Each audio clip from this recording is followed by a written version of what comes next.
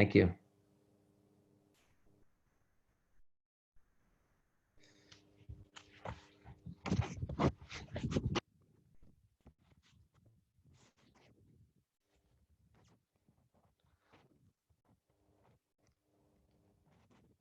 All right, so it's 10 o'clock. So we will begin. Thank you, Rav Gad, for arranging this and for organizing this for all of us and for our community. And welcome, Ruth. I see Ruth Kellerman has joined, which is nice. And there's me. So it's good. We'll learn. We'll explore. I see Neil has joined us. So welcome to Neil, which is great. Good. So it's 10:01. Let's begin. And so I thought I would share with you an idea in the lead up to Pesach about embracing all the different elements of life that we have. If we wish to live and to enjoy what life really is, we have to be open to experiences, open to our emotions, to our feelings. And sometimes in life we learn to close off. And so how do we open up?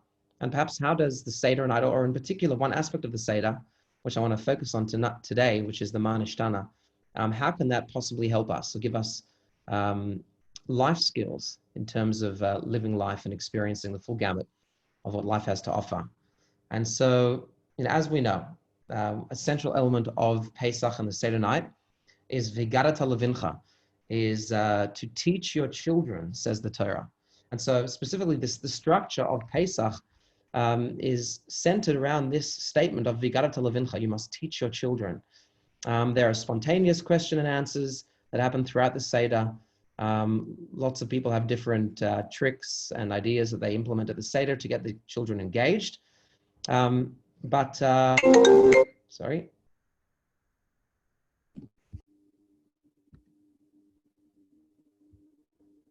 Am I still on? Yeah, there I am. Okay, sorry, my phone just went. So there's spontaneous sorts of questions, but there's also the more formal questions that we employ as part of the Seder, specifically the Mah Nishtana, known as the 4 questions. And I want to ask you, who's ever really got an answer to those 4 questions? We read those 4 questions, the Mah Nishtana, and then the Haggadah goes on a huge diversion. It employs the classic Jewish response of distraction.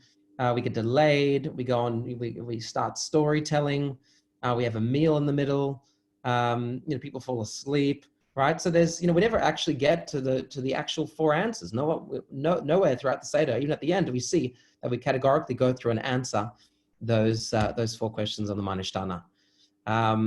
And today I want to suggest that, perhaps the fact that the Seder is focused primarily around the children, perhaps there's a secret in that. And perhaps the children actually hold the answer to our freedom. And if we can only hear what the children are really trying to tell us through their questioning, then perhaps we can become free through them. And so I think we have a lot to learn from our children. As we get older, we think we're more sophisticated. We think that we're able to cope so much better with everything that life has to offer. We think we know so much more than our children because we've had so many more experiences. But perhaps the opposite is true. Perhaps our children really know more than us in certain areas of life, especially when it comes to experiencing life and living life. And in fact, there's a Kabbalistic concept that the closer you are to creation, the more pure and holy and alive you are. And so the younger you are, you haven't been corrupted yet with the physicality of the world. And so yes, we do have quite a lot to learn from our children. And so if we look at the Mah Nishtana, which are the 4 questions from the children, perhaps these 4 questions from our kids will actually enable us to be free. Perhaps we can learn from each of these 4 questions. And so that's what we're going to focus on today, the Mah Nishtana, and see what we can learn from our children. And let's actually look at the wording. Mah Nishtana halayla hazeh mikol halelot. What is different about this night from all other nights? What exactly is different? So we're asking for specific things. What? The questioning of what? We want to know exactly what is different.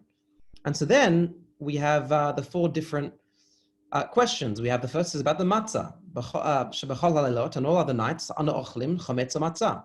We eat chametz or we eat matzah. Halayla hazeh, but on this night, kulo matzah. We only eat matzah. That's the first question. The second question is, Shabachal Halilot, and all other nights, Ana Ochlim Sha'ar Yarakot. We eat all other vegetables. Halal Hazeh Maror. But on this night, we only eat maror. There's only one kind of vegetable we eat, and that's the bitter herb, the horseradish. And then we have the next question, Shabachal Halilot, and all other nights, and Anu Matbilin, we only dip, Afilu Pamechat, only once, or sometimes not even once. Halal Hazeh Shtei Pamin. Whereas tonight, we dip twice. There are 2 dippings on this night. And lastly, Shabachal Halilot, and all other nights, Anu Ochlin Ben Yoshvin Ben Misubin. We eat whether sitting up, whether reclining. We eat however we like. Halal Hazeh, but on this night, only reclining.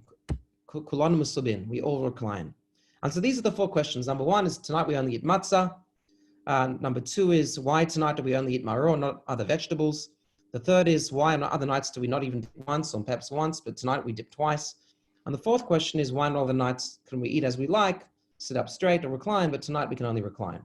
So these are the 4 questions that the children ask, and perhaps they contain the secrets to us experiencing freedom and experiencing life in general as well. But I want to ask you something else. Based on these 4 questions, if you think about it, perhaps they're more like 4 answers. Really, the first statement, Ma nishtana, that is asked, that is the question, which the parent often asks the children, Ma nishtana halal hazeh mikol halilot, what is different about this night from all other nights? And then perhaps we can say the children is giving 4 answers, not 4 questions, because each of them explains what exactly is different. Tonight we eat matzah, no other foods. Tonight we eat only maror. Tonight we dip twice. Tonight we recline.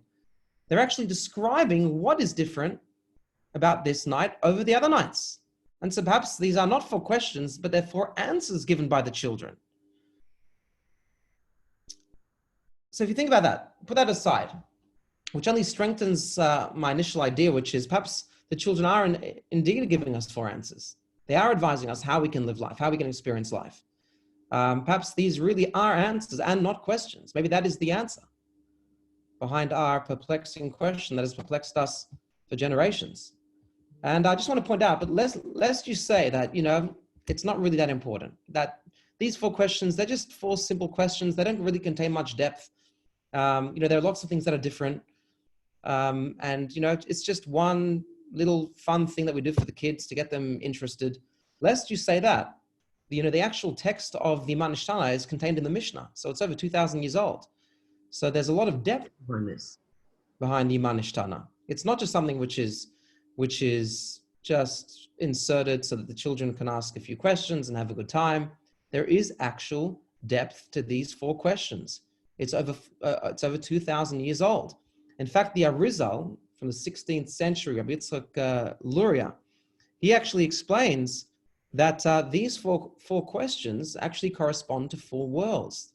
The 4 worlds that we have in his classic Kabbalistic style, he explains the 4 worlds of Atzilut, Bria, Yitzira, Asiya, the world of Atzilut, which is close to God, then the world of creation, then the world of formation, and finally the world of action actually correspond to the 4 different statements that we're saying. And so actually there is a lot of depth contained within these 4 questions. Or perhaps, as I just explained a moment ago, maybe it's more like 4 answers, that we're asking the question, what is different? And the child is actually giving those 4 statements, which is actually answering the question that we are asking. It's different because of the staple of foods that we are eating, plus the way in which we eat. And so there's a lot of depth contained within the Ma'anan Nishtana, within these 4 statements or 4 questions. And it's up to us now to try and unpack those and to try and see exactly what is being taught to us on this night. Perhaps the key to our freedom is contained within this one prayer or this one song alone. To support this idea, it was King David HaMelech, who said the following statement, that it's from the mouth of sucklings, from young children, that we can establish strength and wisdom. And yes, indeed, we have so much to learn from our children. And so, what is exactly different from this night? Getting back to the actual original question, what is different about this night that we're asking, Ma nishtana halal hazeh mikol halilot, what is different about this night? Yes, we have a lot of guests. Yes, we've worked ourselves silly, tired, exhausted, in order to get ready for this momentous occasion for the Seders. There are people around the table. Some people are eating a lot, some people are eating little. But these are just details. What is really going on the Seder night that we can potentially tap into? There must be some sort of a spiritual energy that we can grow from, that we can tap into. And in fact, the word nishtana, ma nishtana, what is different, comes from the word shinui, that there has to be a change. What is different? What is the change from this night? But more than that, we have to change. There has to be some sort of an impact, some sort of a change that we can take away from this night and put into our lives to grow and to develop. There must be some internal energy that we can tap into. And the Kabbalists have actually explained that time is actually cyclical. That every year we go about, we have Shabbat every week, but we have the festivals that come about once a year. They come around. And perhaps that phrase, that they come around is actually rooted in truth. That every year we're able to tap into the energy, that original energy that took place with the original Yetziat Mitzrayim. Every year on the anniversary, we can tap into that same energy, but on a different level. Perhaps it's like a spiral, and we're always spiraling upwards. We're always reaching upwards. But as with a spiral, you go around and you come back to that original point. Yes, you may be a rung higher, but you're actually able to tap into that same point where you were. So every year we're able to tap into that energy.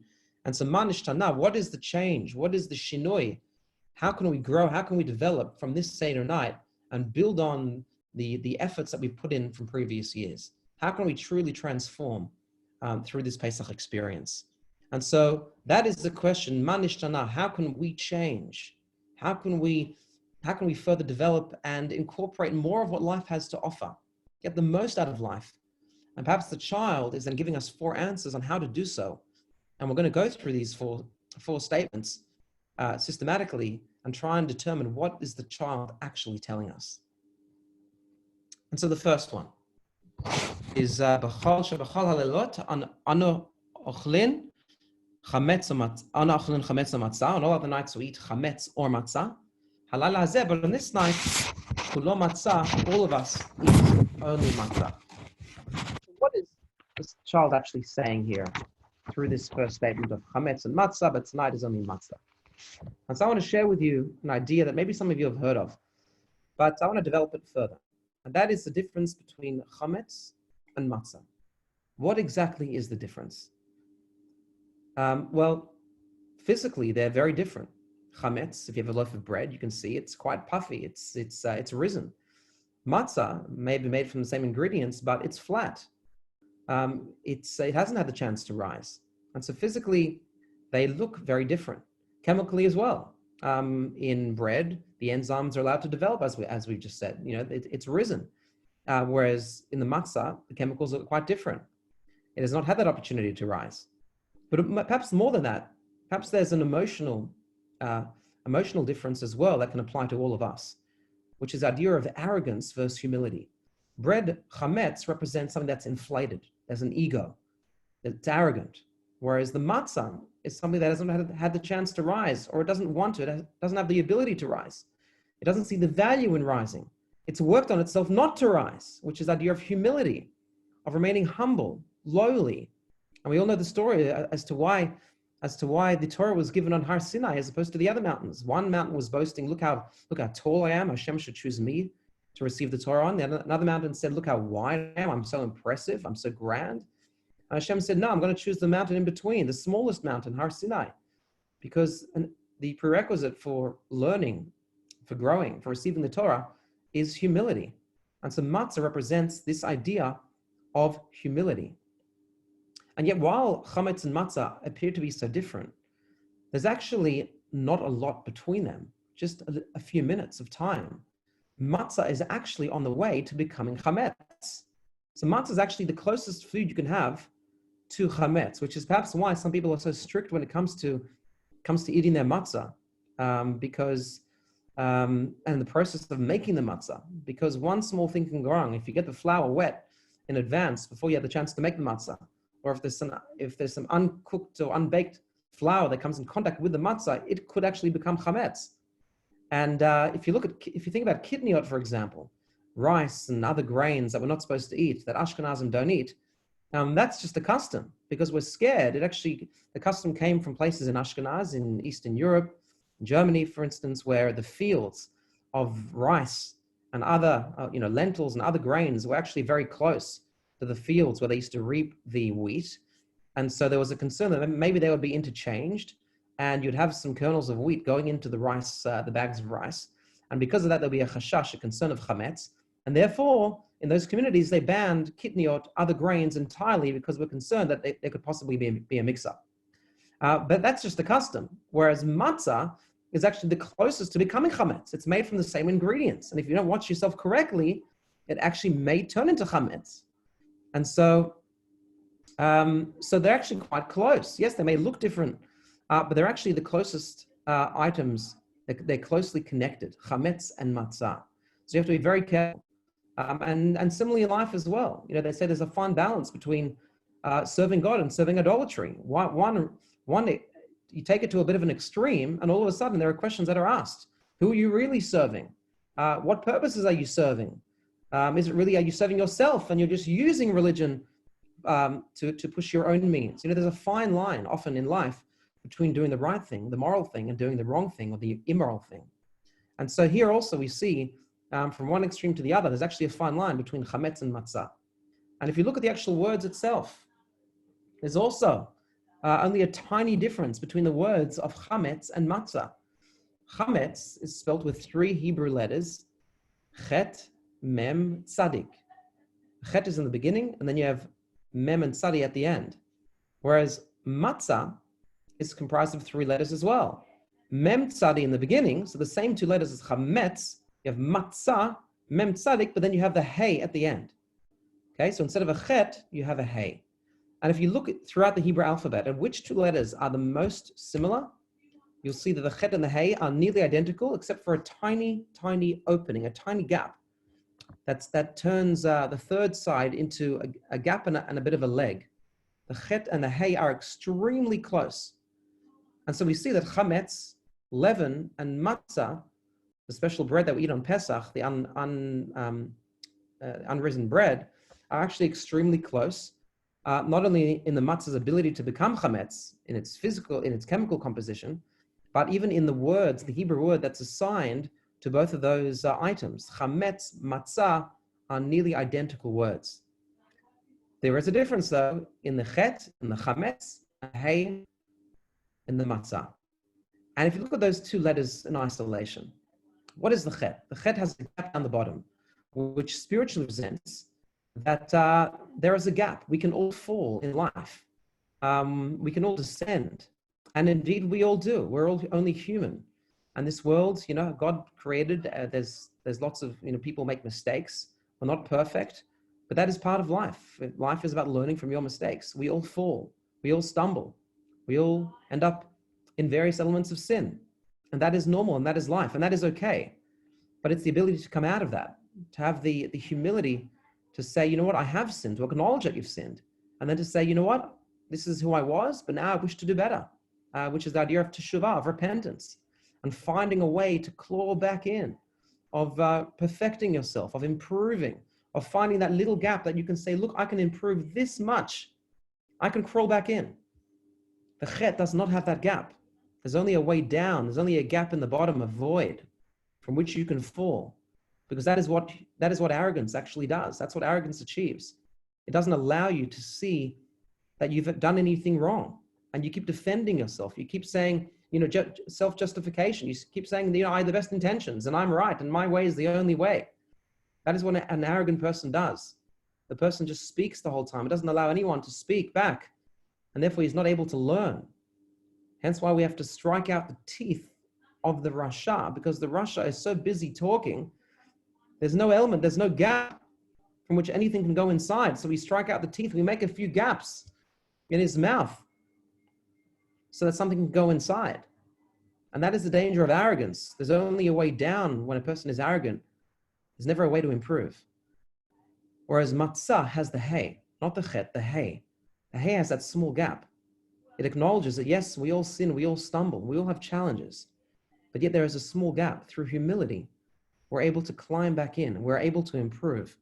If only we create that small gap, if only we are open to words of improvement, to hearing from those around us, possibly what we're doing wrong and acknowledging that yes, we're not perfect. and we can actually learn and grow. And so we have to all learn from our mistakes. And this perhaps is what the child is telling us, that in life, we're not called on to be perfect, but we're called on to be accountable for our actions. And this was the purpose of creation, that God didn't create a perfect world. Had God wanted that, he could have stopped a few worlds prior, according to the Arizal. God had the spiritual beings, angels, which just follow God's will all day. Why did God need to, so to speak, descend and create this physical world, which is full of challenge and struggle? Because God wanted that challenge. God wanted us, yes, to make mistakes, but then to learn from those mistakes and to succeed, to transform ourselves, to become Baalei Tshuva, which is in many ways even greater than the tzaddik, than the person who was born completely righteous. And so therefore on this night we have to expel the chametz. This is the message, the first message of the child. On all other nights of the year, we vacillate, we go in between chametz and matzah. We're arrogant. Sometimes we have moments of inspiration where we do improve. But tonight, halayla hazeh kulo matzah. Tonight we have to only eat matzah. We have to only adopt the position of the matzah, which is humility. We have to make ourselves vulnerable on this night, completely vulnerable. This is the first step. And children are very good at that. Children are very good at being vulnerable, at acknowledging who they are. We're children. It's about acknowledging that we're not perfect. We have so much to learn. Children, that's what they do all day. We send them to school so that they can learn. We discipline them so they can learn to be quiet as well, so that therefore they can absorb. And the children perhaps is putting that message back on us. Tonight is all about your development. It's all about your learning. You have to be quiet a bit tonight. And let us do the talking, say the children. You have to learn from us. You can learn from everyone. Don't think you can only learn from the professors, from the people that put themselves on pedestals and come across, from the yoga instructors, whoever it is that we acknowledge today as being the sources of knowledge and inspiration. But perhaps we can learn from everything, even the most simple areas of life. We can learn from nature. We can learn from our children. We can learn from unexpected sources. Everything in the world we can learn a lesson from, say the rabbis. And indeed tonight it's about learning that. We can learn even from the foods that we're eating.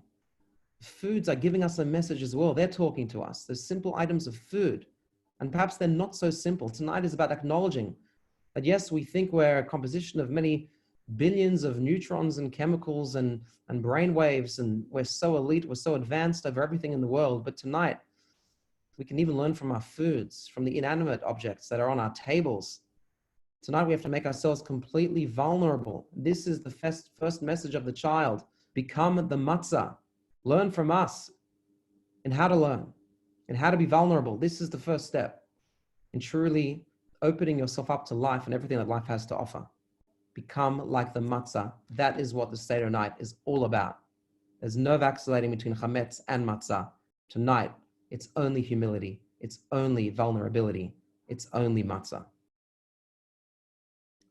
And then the child shares with us another statement. We have to be humble, yes, but we also have to eat maror. Shebachol halelot anu ochlin she'ar yirakot, and all other nights we eat all sorts of vegetables. Halala hazeh maror. But tonight,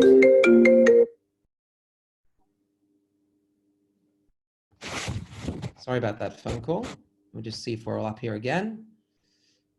Okay. On all other nights, we eat chametz. Sorry, we eat all other vegetables, but tonight we only eat maror. What message is the child imparting to us through this statement? And perhaps it's this, that sometimes in life, as we grow, as we develop, we learn to close off our emotions. Different things happen to us, whether good or bad, whether easy or difficult, challenging. Sometimes traumatic things occur to us. And so a natural way that we end up responding is by turning off our emotions. That's our response mechanism. That's how we deal with more difficult areas of life, is that we choose not to feel, so we close off our emotions. We turn off, we turn away. But the trouble with such a response, the trouble with becoming cynical or becoming indifferent, which are all outcomes of that turning off our emotions, The problem with that is that not only do we stop feeling the pain in life, but we also stop feeling the joys of life. We just deaden our emotions completely. We stop ourselves from experiencing every element of life and what it really has to offer for us and to us. And so when we do this, a major part of us actually dies. And so here we have the paradox that if we can't taste our maror, if we just eat all vegetables and they're all fine, it's all good, it's all wonderful, if we only eat everything, all the vegetables, if we don't taste the maror, then we truly can't taste the wine either. If we can't taste the slavery, then we truly can't experience freedom as well. And so the problem with turning off your emotions and pretending that everything is fine and everything is good and being so tolerant and easygoing, the problem with such an attitude that people sometimes develop in response to crises or responding to change is that you actually deaden all of your senses. And all of life just becomes a very vague, a very easygoing life. And you really miss a lot of the depth, a lot of the emotion that life really has to offer. And so tonight is different because the child is telling us, put a spoon of horseradish in your mouth. Tonight is only about the maror. Jolt yourself back into a position of emotion. And yes, you may have to come face to face with some of the ugly aspects of your life, with some of the things that you have done, or perhaps that you've done to others, or perhaps even some things that have been done to you. Maybe there was abuse, maybe there was trauma. But tonight you have to come face to face with that. You have to stare into your pain. You have to eat that maror, only maror tonight, because you have to jolt your body back into emotion. You have to come in touch with your emotion because it's only when you can experience that emotion, and yes, experience pain, then you can truly experience joy. You can truly see what it's like to have freedom. And that is what the night is all about. That is what Pesach is about. It's about remembering. We eat the foods dipped in salt water. We literally ingest the tears. We have to taste the pain because the night is all about freedom. Without the pain, there is no freedom. There is no joy. In fact, every year in Shul on Yom Kippur, I share with my community the following idea about why we strike our chest. We say al chet, and we bang so many different times. We strike al chet, God, forgive me for the sin that I've done in speaking evil against my friend. Forgive me for the thing that I've done through inaction. And we go through many lists of tens of items of areas of improvement or ideas of things that we've done wrong. And we strike our chest. Why do we strike our chest? Is it a way of just waking ourselves up after a long day, fasting inside shul? We're falling asleep, wake yourself up. Is that simply what it is?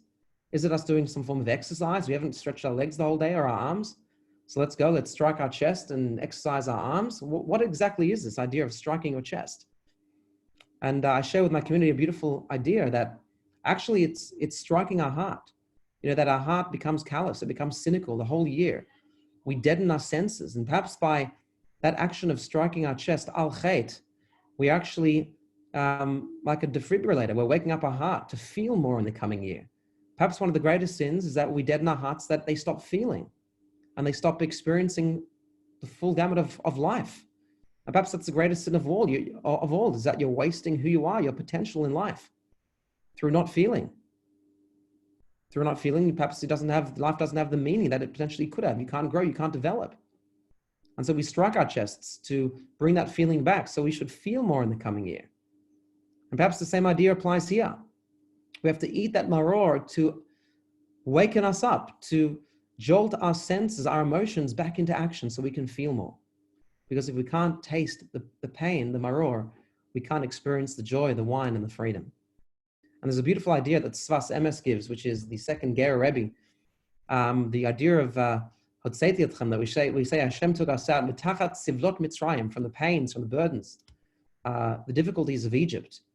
But the word sivlot has another meaning, the idea of savlanut, which means patience. And we're saying that perhaps what we're saying is that God took us out from being too patient in Egypt. We were too tolerant. We just learned to accept our situation. And when you accept something, there can be no change. You can't grow because you tolerate it. And some of the worst injustices in history, look at the Holocaust, came about because people learned to be tolerant. Nobody spoke up. The people in the world, the peoples of the world stood by and just watched in silence. They became immune to pain, to suffering. And that is what we are learning here tonight.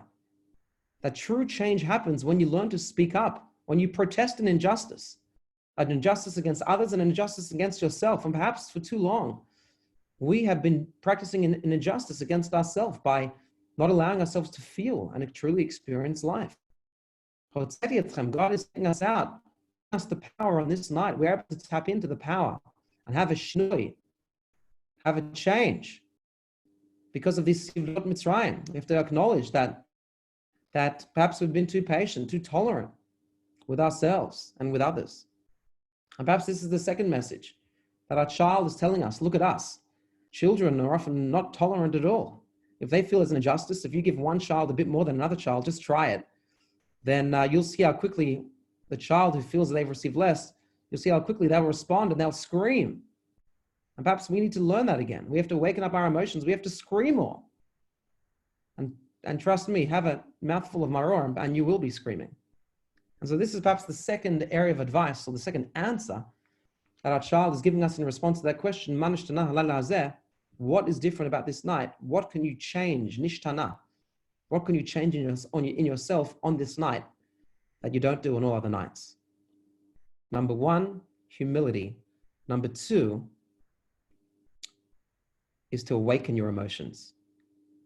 And now we get to the third answer, the third idea. Is that on all other nights, we don't dip, or we only dip once, but tonight we dip twice. Why twice? What is the idea of dipping? What is the message that you can take out from this idea of dipping? Have a think for a moment. When we dip something, what happens to it? When in Jewish life do we dip? There is the mikvah. We immerse ourselves, our whole bodies in the mikvah. We come out and we're transformed. We've arrived at a new state. And perhaps we can see as well, the idea of dipping, submerging, is the idea of being completely present, immersing yourself completely. And we dip twice on this night. What are we saying? We have to dip our bodies and our souls, our emotions as well. We have to completely immerse ourselves in body and in spirit. Now, how often, let me ask you, how often do we, I know I'm a criminal in this. I get home and perhaps I'm home in body, but I'm not really there in spirit. I'm still connected to my phone. I'm still thinking about an idea of something I should be doing, of a person I should be calling. My mind is somewhere else, but my body may be there. And so we're saying tonight, you have to completely submerge yourself in body and in spirit in the Pesach experience. You have to be completely there. I know I'm like that. That's something that I personally have to work on. But how many of us, I know so many of us are guilty of that. I remember a story I once shared as well of I once went to a park and I saw how beautiful it was. I saw a father and a child sitting on a bench and they seemed to be conversing. I was looking at them from a particular angle and I saw that the father was talking and the child was sitting there and listening. And yet as I walked past them, I turned and I saw that the father actually had a Bluetooth earpiece in his ear on the other side. He was on his phone, sitting with his child in a park. His child was sitting next to him, just staring around, and the father was on a conference call. See, the father was there in body, but it's useless because he wasn't there in spirit. He wasn't really there for his child. And how many of us are guilty of that? We're there next to a loved one, but we're not really present. Tonight, the child is telling us, learn from us. We children are completely present in everything we do. Just look at a child play. They are completely there. They talk to themselves even. They don't just use their hands, they use their voices. They act things out. We as children forget how to do that. We're scared. How will it look? How will people see us from the outside? How will we appear? We'll look silly. They'll think I'm crazy. Children don't care. They just do it. They're completely submerged. They're completely immersed in whatever they're doing. They are completely present. And so this is perhaps a very important ingredient for the night. Ma nishtana, how can we change on this night? Well, number 3 in this order is you have to be completely present. Or perhaps this should be number 1. Isolate everything. Make sure that all the distractions are away and be completely there. And perhaps number 4, the fourth thing our child is telling us is, on all other nights, we eat, we recline, or we sit up straight, but tonight, everyone is like a king. Everyone must recline. And perhaps what the message here is that our child is telling us is that reclining means stretching. Are you willing to stretch?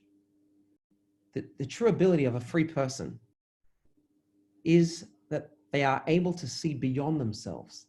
They're able to see their true potential, how much they're able to stretch and push themselves to truly achieve a goal, to truly do something that they wish to achieve. They believe in themselves. They know how capable they are, and they won't let anything get in front of that or stop them from achieving their dreams. And today, science actually confirms this.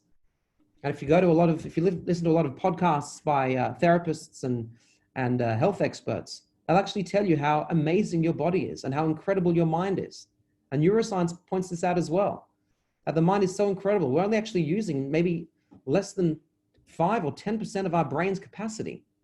We're told that actually in days of old, the oral law, the traditions, the Talmud, was actually all learned off by heart, and it was passed down verbally. That's why it's called the oral law. It wasn't written down. Such an incredible mental capacity. But perhaps today, everything is written because we don't have that capacity, or perhaps we don't know how to tap into that capacity.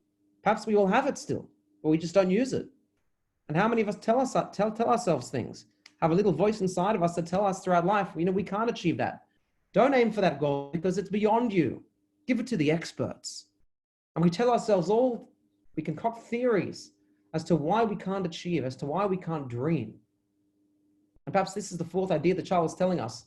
Learn to stretch yourself. Learn to explore your imagination. It's okay to dream. Yes, you have to execute, but you have to believe in yourself to be able to execute. You have to be in that stage where you are certain that that you're able to achieve and nothing will hold you back. Nothing will stop you from stretching to achieve that goal. Because just know that there is so much inside of you. You are so capable. We tell our children this all the time. My dear child, there's nothing you can't achieve in life. We're there for you. That's why we send them to school, to give them access to opportunity. But how often do we tell ourselves that? Yes, we may be 30, 40, 50, 60, 70, 80, 90 years of age, whatever stage you are in life. But there's always something more you can do. You can always stretch a little bit more and achieve. And the older you are, just means you can look back and say, look how much more experience I have, and therefore how much more capable I am. There's more I can achieve, more than ever before. We have to be able to stretch. We mustn't believe that things are impossible. We have to believe that somehow we will be able to achieve it. And so this is what our children, who are experts in all these 4 areas, are telling us on this night. We ask them the question, Ma nishtana halayla hazeh? What is different about this night to all other nights? Perhaps we're really asking them, Ma nishtana, shinui, what can we change? We're asking our children, let us learn from you.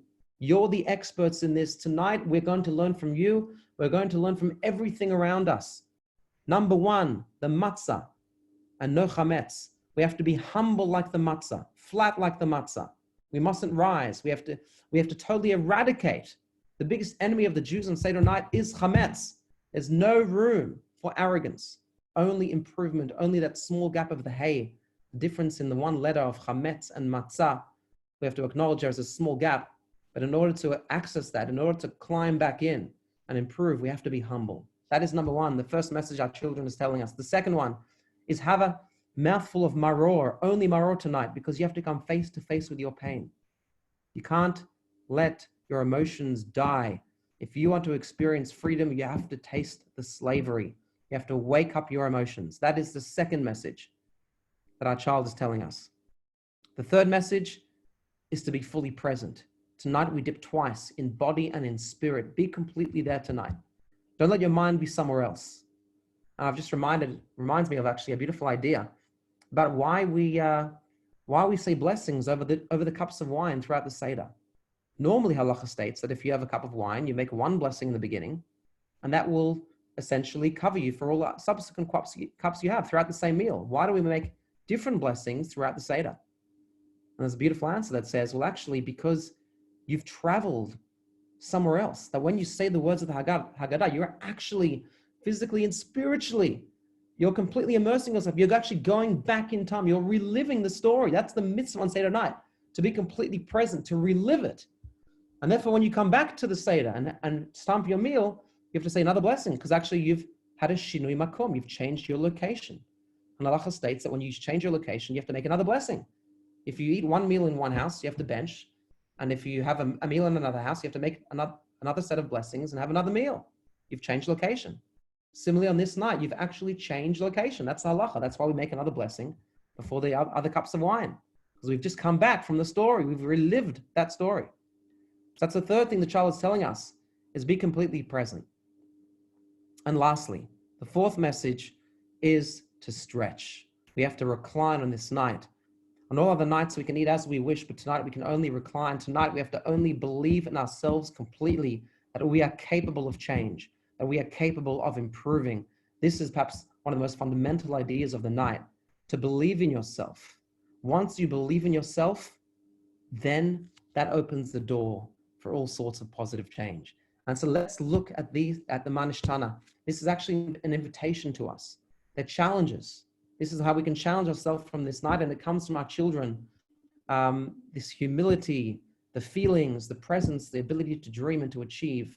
These are key elements of the Seder night, and perhaps if we can see the Seder night as such an exercise and employ these four ideas completely, then ultimately we will see how the coming year, until the next Seder, will be a year in which we live life and are able to extract all the beautiful messages of life, we're able to live and love more deeply, and we're able to access truth in a much more real way. And with that, I wish you all Chag Sameach. I hope that this shiur enables you to prepare that a little bit more and gives you perhaps different insights into what the Seder night is all about and what the real power of Pesach can be. Chag Sameach.